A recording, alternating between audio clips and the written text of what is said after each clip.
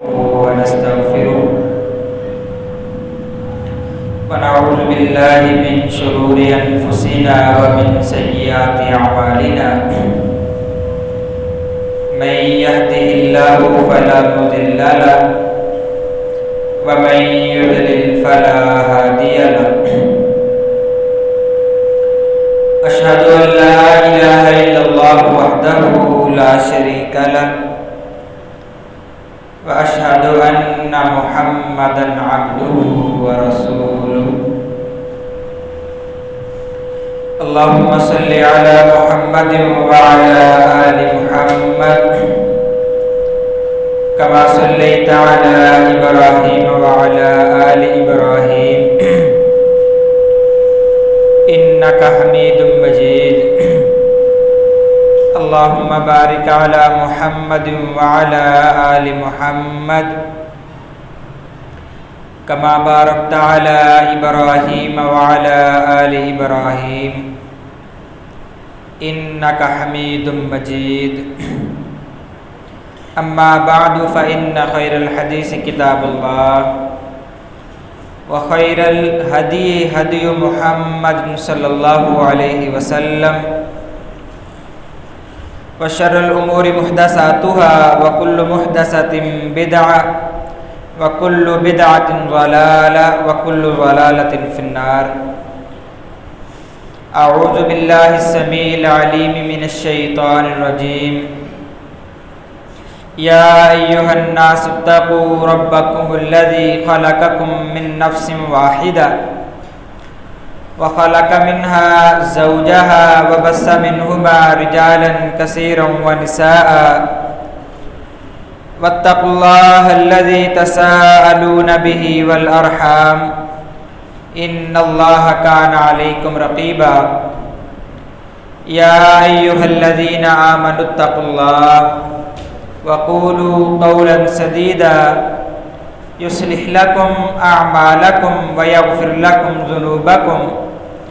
ومن يطع الله ورسوله فقد فاز فوزا عظيما بسم الله الرحمن الرحيم إنما يعمر مساجد الله من آمن بالله واليوم الآخر وأقام الصلاة وآتى الزكاة ولم يخش إلا الله فعسى أولئك أن يكونوا من المهتدين وقال النبي صلى الله عليه وسلم إذا رأيتم الرجل يعتاد المساجد فاشهدوا له بالإيمان ہر قسم کی توحید تمہید ہر قسم کی یکتائی بڑھائی شہنشائی وحدائی کبریائی اللہ وحدہ لا شریک کے لیے انگنت لا تعداد بے حد و شمار درود و سلام امام الانبیاء امام النبیین سید المرسلین والآخرین جناب محمد الرسول اللہ صلی اللہ علیہ وسلم کی ذات گرامی پر محترم محتشم مکرم دوستوں بزرگوں، اللہ تعالیٰ نے حضرت انسان کو پیدا کیا، بنایا۔ خلقت بیدی، اللہ فرماتے ہیں میں نے آدم علیہ السلام کو، آدم علیہ السلام کی جو نسل آگے چلی ہے اس کو میں نے اپنے ہاتھوں سے بنایا۔ انسان کو بنا کر کے پوری دنیا کا جو سسٹم ہے، ایک نظام ہے، آپ دیکھیں یہ زمین کا سسٹم ہے، یہ آسمان کا پورا ایک نظام ہے۔ آسمان پہ ستارے ہیں، چاند ہے، سورج ہے، پھر آگے پورا ایک سسٹم ہے۔ یہ سارے کا سارا جو سسٹم ہے یہ صرف اور صرف انسان کے لیے بنایا ہے۔ اللہ تعالیٰ فرماتے ہیں اے ابن آدم، یہ جو میں نے پورا سسٹم آپ کے لیے بنایا ہے، بندہ اگر سوچنے بیٹھ جائے تو بندے کی عقل ختم ہو سکتی ہے، بندہ حیران ہو جاتا ہے۔ پوری کی پوری سائنس آج اس بات پر متفق ہو چکی ہے، یہ جو چاند ہے، پھر آگے سیارے، پھر آگے ستارے، یہ ایک پورا سسٹم نہیں سمجھ پائی۔ یہ اتنا بڑا جو سسٹم ہے اللہ تعالیٰ نے اس انسان کے لیے بنایا ہے۔ اللہ تعالیٰ نے اس انسان کے لیے سسٹم کو تابع کر کے پھر ہم سے پوچھا ہے افحسبتم انما خلقناکم عبثا وانکم الینا لا ترجعون۔ اے ابن آدم مجھے بتلا، میں نے پورے کا پورا سسٹم بنا کر کے تیرے تابع کیا، اس کے بعد کیا تو سمجھتا ہے کہ اللہ نے تجھے بغیر مقصد کے پیدا کیا ہے؟ تیرا دنیا میں آنے کا مقصد ہی کوئی نہیں، تجھے پتہ ہی نہیں دنیا میں آیا کیوں ہے، یہ پورے کا پورا سسٹم تیرے لیے بنایا کیوں ہے؟ اللہ تعالیٰ نے انسان کی تخلیق کا مقصد اور پورے کے پورے نظام بنانے کا مقصد ایک لفظ میں بیان کر دیا ہے، وَمَا خَلَقْتُ الْجِنَّ وَالْإِنسَ إِلَّا لِيَعْبُدُونَ۔ اے ابن آدم تو پوچھتا ہے دنیا میں آنے کا مقصد کیا ہے؟ ایک لفظ بیان کیا ہے، اے انسان تجھے پیدا کیا ہے صرف اور صرف مقصد یہ ہے إِلَّا لِيَعْبُدُونَ، تاکہ تو اللہ کے بتلائے ہوئے طریقے کے مطابق زندگی گزارے، اللہ کی عبادت کرے، اپنے آپ کو اللہ کے تابع کرے، اللہ کی عبادت کرے۔ یہ جو ایک اللہ نے انسان کو ماٹو دیا ہے، اللہ نے انسان کو بتلایا ہے تیرا آنے کا مقصد کیا تھا، اس مقصد کو پورا کرنے کے لیے سب سے پہلے جو گھر بنایا گیا اسے بیت اللہ کہا جاتا ہے۔ ان اول بیت وضع للناس، سب سے پہلے جو لوگوں کے لیے گھر بنایا گیا اسے بیت اللہ کہا جاتا ہے۔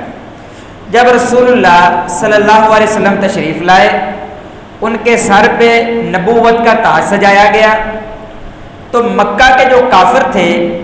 انہوں نے پیارے پیغمبر کے لیے جگہ تنگ کر دی۔ جو بیت اللہ بنایا تھا عبادت کے لیے، انہوں نے وہاں عبادت کرنے سے پیارے پیغمبر کو روک دیا، وہاں جانے نہ دیا، زمین تنگ کر دی، عبادت کرنے سے روکا۔ تو اللہ نے حکم دیا اے میرے محبوب پیغمبر یہاں سے آپ ہجرت کر کے مدینہ چلے جائیں۔ جب پیارے پیغمبر مدینہ چلے گئے، مدینہ جا کے سب سے پہلے جو کام کیا ہے وہ مسجد بنانے کا تھا۔ سب سے پہلا کام عبادت کا مقصد پورا کرنا، مسجد بنانا تھا۔ وہاں جب پہنچے ہیں تو صرف 4 سے 5 گھر تھے جو مسلمان تھے۔ وہاں سب سے پہلے گئے، مدینہ سے کچھ دور بستی ہے 5 کلومیٹر، قبا بستی، وہاں جا کے پڑاؤ کیا ہے۔ پڑاؤ کر کے سب سے پہلا کام مسجد بنانا تھا۔ مسجد کی بنیاد رکھی، مسجد کی بنیاد رکھ کے صرف اور صرف یہ نہیں کہ بنیاد رکھی اور لوگوں کو لگا دیا، اپنے جو پیارے تھے صحابہ کرام تھے ان کو لگایا کہ مسجد بنائے، نہیں، بلکہ اپنے ہاتھوں سے گارا لگا رہے ہیں، اپنے ہاتھوں سے اینٹیں لگا رہے ہیں۔ صحابہ کرام بیان کرتے ہیں ہم پیارے پیغمبر کو کہا کرتے کہ اللہ کے رسول، اے محبوب پیغمبر آپ رہنے دیجئے، آپ کے جانسار، آپ پر جان نشاور کرنے والے، آپ کے حکم پر اپنی گردنوں کو کٹوانے والے حاضر ہیں، آپ انہیں حکم دیجئے، آپ رہنے دیجئے۔ صحابہ بیان کرتے ہیں پیارے پیغمبر مسکرا دیتے اور اپنے کام میں لگے رہتے۔ کہنے کا مقصد ان کا یہ تھا یہ اتنا محبوب کام ہے، اتنا اہمیت والا کام ہے، کیا آپ صرف اکیلے ہی اس کا اجر لوگے؟ کیا میں اس کا اجر نہیں لے سکتا؟ رسول اللہ صلی اللہ علیہ وسلم یہ خود کام کیا کرتے تھے، خود آگے بڑھتے ہیں، خود کام کرتے ہیں۔ مسجد کے ساتھ لگاؤ، ان کا پیار، ان کی محبت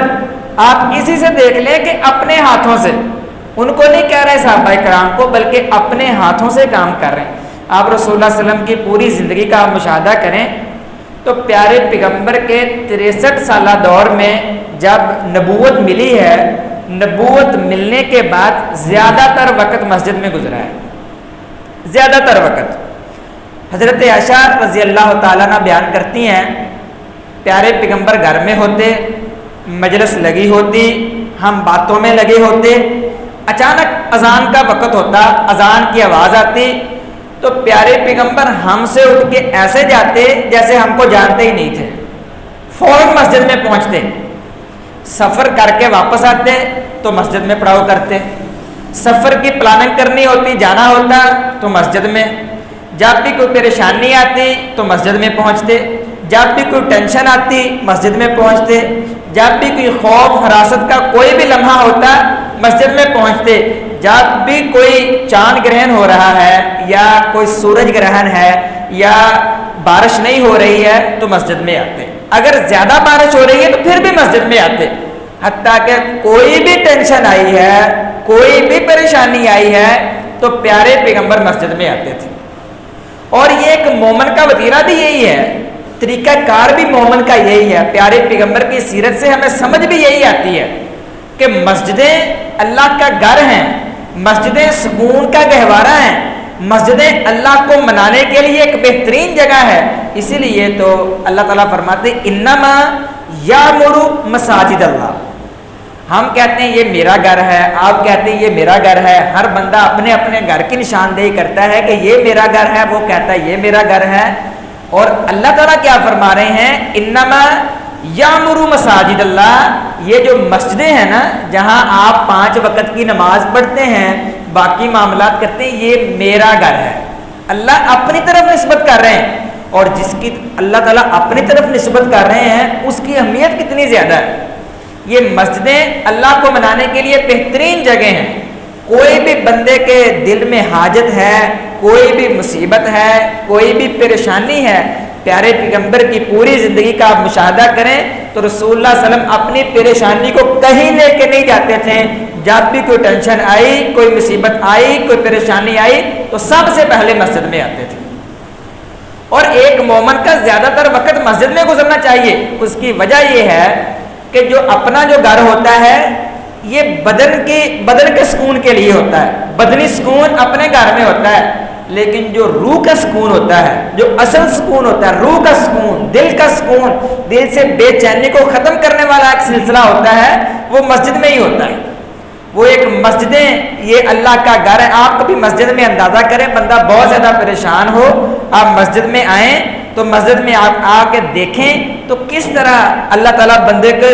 بندے کے دل کو سکون سے بھر دیتا ہے، کس طرح سکون بندے کے دل میں آ جاتا ہے۔ انما یامر مساجد اللہ من آمن باللہ والیوم الآخر، اللہ تعالیٰ فرماتے ہیں یہ جو مسجدیں ہیں نا ان کو آباد صرف اور صرف وہی بندے کرتے ہیں جن کا آخرت پر یقین ہوتا ہے۔ آپ ذرا اندازہ کریں، آخرت پر یقین، مسجدیں وہ لوگ عبادت کرتے ہیں جن کا آخرت پر یقین ہوتا ہے۔ بندہ اس دنیا میں رہ کے کوئی بھی کام کرتا ہے تو آخرت کے یقین کے بغیر کر ہی نہیں سکتا۔ آخرت کا یقین ہوگا تب ہی بندہ کوئی کام کرے گا۔ آپ دیکھیں ہم نماز پڑھتے ہیں، نماز پڑھنے کا مقصد کیا ہوتا ہے؟ اللہ کے سامنے ہم نے حاضر ہونا ہے، اللہ کو جواب دینا ہے۔ ہم جھوٹ نہیں بولتے، حتیٰ کہ جھوٹ بولنے میں ہمیں نفع ہو رہا ہوتا ہے، نہیں بولتے۔ وجہ کیا ہوتی ہے؟ ہم نے اللہ کو جواب دینا ہے۔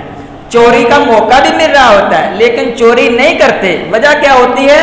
اللہ کے سامنے ہم نے حاضر ہونا ہے، آخرت ہے، ہم نے اس کے سامنے پیش ہونا ہے۔ لیکن اللہ نے ایک ہی لفظ میں پوری کی پوری بات بیان کر دی ہے، انما یامر مساجد اللہ، جو بندہ مسجد کو آباد کرتا ہے آپ اس کی گواہی دے دو کہ وہ بندہ آخرت پر یقین رکھنے والا ہے۔ مطلب یہ ہوا جو بندہ مسجد کو بات کرتا ہے یقینی بات ہے کہ وہ پکا مومن ہے، وہ مسلمان ہے۔ اس کے علاوہ جتنے بھی خرافات ہیں، جتنے بھی جہنم میں لے جانے والے اعمال ہیں، سارے کے سارے اعمال سے وہ بندہ بچنے والا ہوگا جو بندہ مسجدوں کو آباد کرتا ہے۔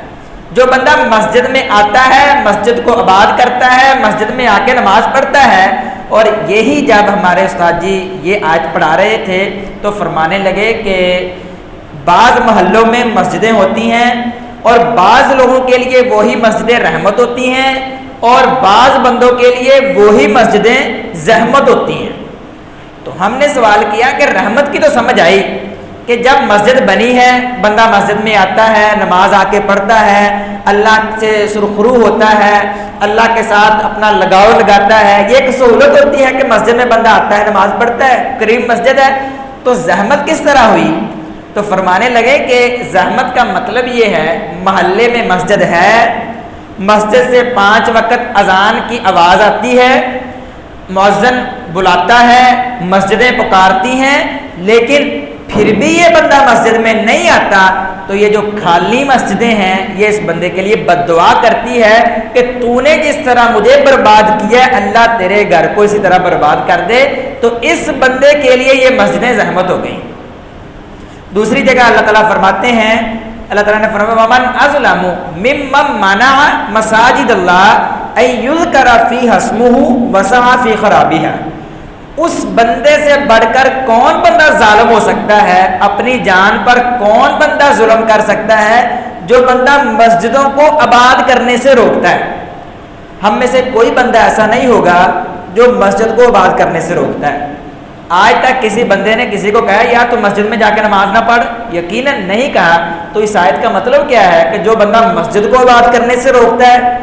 مطلب اس آیت کا یہ ہے کہ مسجد محلے میں ہے، مسجد کے قریب بندہ رہتا ہے، مسجد سے آواز آئی، اذان کے لیے پکارا گیا، نماز کے لیے پکارا گیا، مسجد میں بلایا، اللہ کا پیغام بندے تک پہنچا،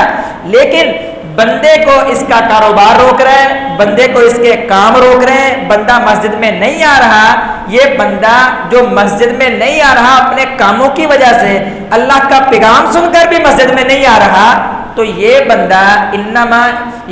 من ازلم ممن منع مساجد اللہ، یہ بندہ اللہ کے گھر کو برباد کر رہا ہے، اللہ کے گھر کو آباد نہیں کر رہا، اللہ کے گھر کو آباد ہونے سے روک رہا ہے۔ یہ بندہ ہے جو بندہ جان بوجھ کر مسجد میں نہیں آتا، حتیٰ کہ اس کے محلے میں مسجد بھی موجود ہے۔ یہ ہے اس آیت کا مطلب وَمَنْ أَظْلَمُ مِمَّنْ مَنَعَ مَسَاجِدَ اللَّهِ أَن يُذْكَرَ فِيهَا اسْمُهُ وَسَعَىٰ فِي خَرَابِهَا۔ یہی وجہ ہے رسول اللہ صلی اللہ علیہ وسلم نے فرمایا اِذَا رَأَيْتُمُ الرَّجُلَ، جب تم کسی آدمی کو دیکھو يَعْتَادُ الْمَسَاجِدَ، جو بندہ مسجدوں میں آتا جاتا رہتا ہے، جس بندے کا مسجد میں دل لگتا ہے، جو بندہ مسجد میں آ کر کے سکون محسوس کرتا ہے، جو بندہ مسجد میں آتا ہے مسجد کی آ کے ٹینشن لیتا ہے، اس بندے کے لیے کیا فرمایا؟ بالشہادہ، اس بندے کے لیے شہادت لہو بالایمان، اس بندے کے لیے آپ ایمان کی گواہی دے دو۔ جو بندہ مسجد میں آتا ہے، جس بندے کا مسجد میں دل لگتا ہے، جو بندہ مسجد کی ٹینشن لیتا ہے، مسجد میں آ کر کے کوئی تھوڑا بہت جھاڑو لگا دیا، اللہ کا گھر سمجھ کر کے کوئی ٹینشن لی، اللہ کے گھر میں آ کر کے ٹینشن لی، اگلی نماز کی ٹینشن ہے، اس بندے کو پریشانی ہے، یار یہ مسجد کا سسٹم ہے، یہ نظام ہے، یہ اللہ کا گھر ہے، جس طرح ہم اپنے گھر کی ٹینشن لیتے ہیں اس طرح ہم نے اس گھر کی ٹینشن بھی لینی ہے۔ اگر بلب خراب ہو گیا یا کوئی چیز خراب نظر آ رہی ہے یا مسجد میں صفائی نہیں ہوئی، تھوڑی بہت صفائی بھی کر دیتا آ کے، تاکہ اپنے گھر کی بندہ جس طرح حفاظت کرتا ہے اس طرح اللہ کے گھر کی حفاظت بھی ہے۔ بندہ گھر میں گیا، بلب خراب ہے تو بندے کو ٹینشن ہے، یار یہ بلب خراب ہے، اس کی میں نے مرمت کروانی ہے یا اس کو ٹھیک کروانا ہے، لیکن جب مسجد میں آیا، مسجد میں آ کر کے یہی بندہ 3-4 بلب چلا کے بیٹھ جاتا ہے۔ گھر میں ایک اضافی بلب چل رہا ہونا تو پورے گھر چ رولا پی جاتا، پورے گھر چ رولا پیا ہوتا ہے، بل بہت آ گیا جی، بل بہت آ جانا، یار بند کرو لائٹاں، پکھا ہے فضول چلایا، یہ کیتا وہ کیتا۔ اور یہی بندہ جب مسجد میں آتا ہے، ایک پنکھا چل رہا ہے، دوسرا جان بوجھ کے چلا کے بیٹھا ہے، مسجد میں 3 بندے تو 4 پنکھے چل رہے ہوتے ہیں، کوئی ٹینشن نہیں کسی کو، کوئی پریشانی نہیں۔ یہ فری والا سسٹم نہیں ہے، یہاں بھی اس کی ٹینشن ہم نے لینی ہے، یہ اللہ کے گھر ہیں، اپنے گھر سے زیادہ بندے کو ان گھروں کی ٹینشن ہونی چاہیے۔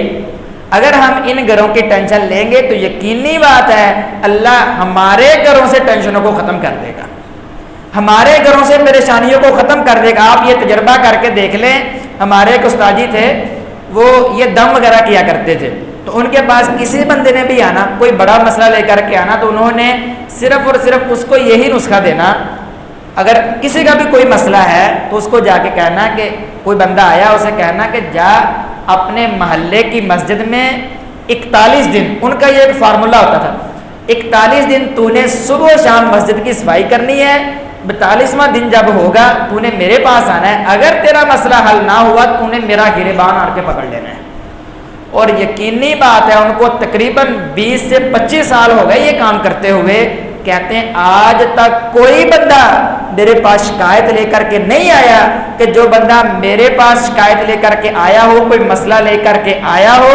میں نے اسے یہ نسخہ بتایا ہو، اس نے 41 دن جا کے مسجد کی صفائی کی ہو، اس کے بعد اس کا مسئلہ حل نہ ہوا ہو۔ کہتے ہیں آج تک میرے پاس کوئی بندہ شکایت لے کر کے نہیں آیا کہ مولوی صاحب تسی جھوٹ مارے ہے، آپ نے غلط بیانی کی ہے، میں نے یہ کام کیا، آپ کا نسخہ آزمایا ہے، آپ کا نسخہ آزما کر کے بھی مجھے کوئی فائدہ نہیں ہوا، میرا مسئلہ حل نہیں ہوا، نہیں آج تک نہیں ہوا۔ ان مسجدوں سے اگر ہم حفاظت کریں گے، ان مسجدوں کی ٹینشن لیں گے، جس طرح اپنے گھر کی ٹینشن لی جاتی ہے، اپنے گھر کے حالات کا خیال کیا جاتا ہے، اپنے گھر کے اخراجات کا خیال کیا جاتا ہے، اپنے گھر کے مسائل کا خیال کیا جاتا ہے، پوچھا جاتا ہے یار یہ کس طرح مسئلہ حل ہوگا، یا کس طرح سسٹم ہوگا، تو یہ سارے کا سارا جس طرح کہ رسول اللہ صلی اللہ علیہ وسلم نے فرمایا قیامت کا دن ہوگا،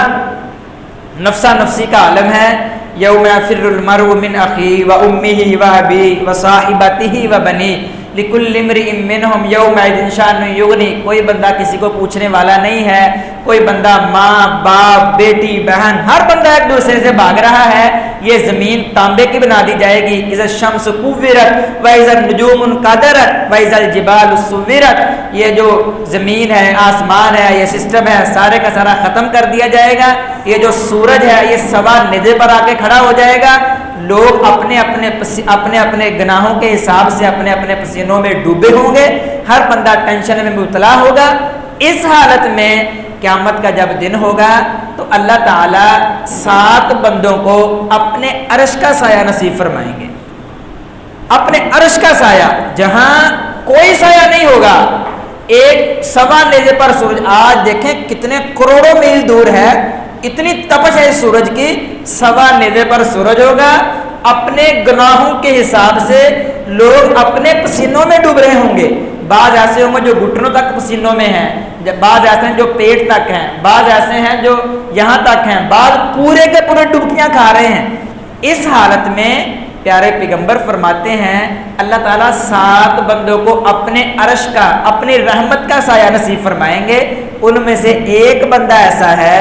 جو بندہ مسجد کے ساتھ دل لگاتا ہے،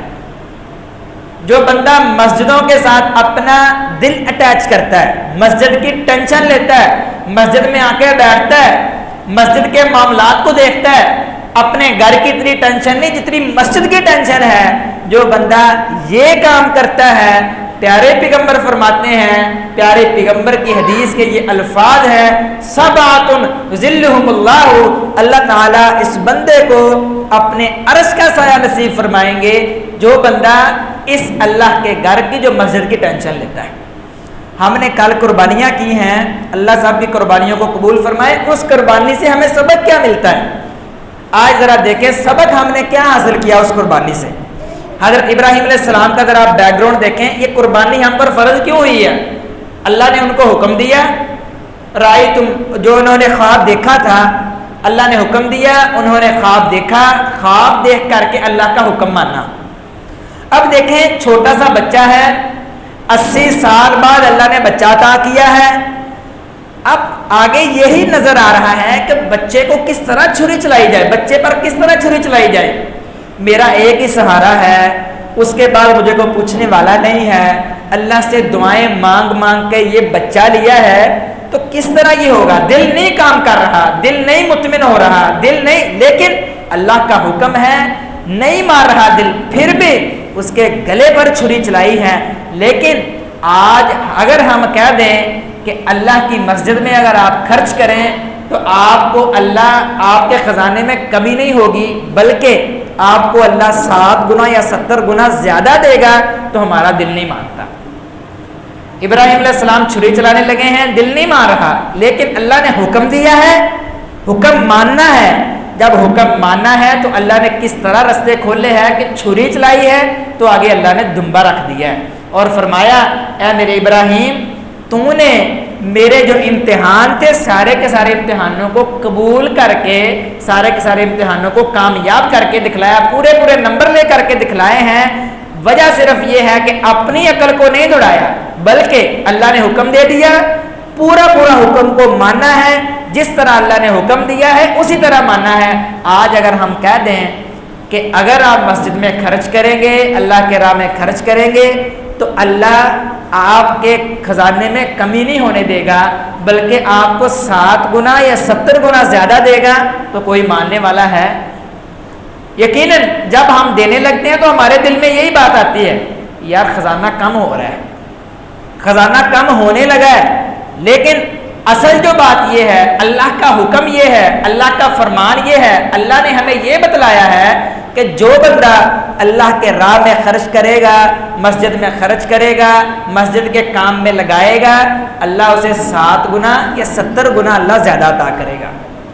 یہ اللہ نے حکم دیا ہے، تو یقینی بات ہے اگر ہم ان مسجدوں کا خیال نہیں رکھیں گے، پہلا اس کا نقصان یہ ہوتا ہے اگر ہم اللہ کے گھروں کا خیال نہیں رکھیں گے تو اللہ ہمارے گھروں سے سکون کو ختم کر دے گا۔ اور یقینی بات ہے، آج سے آپ تجربہ کر کے دیکھ لیں، آج سے تجربہ کر لیں، اگر آپ اللہ کے گھروں کا خیال رکھنا شروع کر دیں، اللہ کے گھروں کی ٹینشن لینا شروع کر دیں، تو آج سے ہی آپ تجربہ کریں گے کہ اللہ ہمارے گھروں میں سکون پیدا کر دے گا، ہمارے گھروں میں سکون آ جائے گا، ہمارے گھروں میں الفتیں، پیار، محبت، یہ جتنی بھی ٹینشنیں ہیں ساری کی ساری ختم ہو جائیں گی۔ اور دوسری بات یہ ہے، یہ مسجد کا نظام ہے، ایک سسٹم ہے، ایک یہ سارے کا سارا یہ نظام جس طرح ہم اپنے گھر چلاتے ہیں، اسی طرح ہمیں ان مساجد کا بھی خیال رکھنا چاہیے، ان مساجد کو آباد کرنا چاہیے۔ ہمارے محلے میں مسجد ہے، اگر پھر بھی محلے میں مسجد ہونے کے باوجود بھی ہمارے لیے رحمت نہ زحمت کا باعث بنے تو یہ ہماری بدقسمتی ہے۔ اللہ سے دعا ہے کہ اللہ تعالی ہمیں ان مساجد کا خیال کرنے کی توفیق عطا فرمائے، ان مساجد کو آباد کرنے کی توفیق عطا فرمائے۔ اللہ ہمارے دلوں کو ان مساجد کے ساتھ جوڑ دے، ہم مسجد میں آئیں تو ہمارا دل مسجد میں آ کر کے خوش ہو جائے، ہمارا دل مسجد میں لگے۔ اللہ سے دعا ہے کہ اللہ تعالی ہمیں عمل کی توفیق دے۔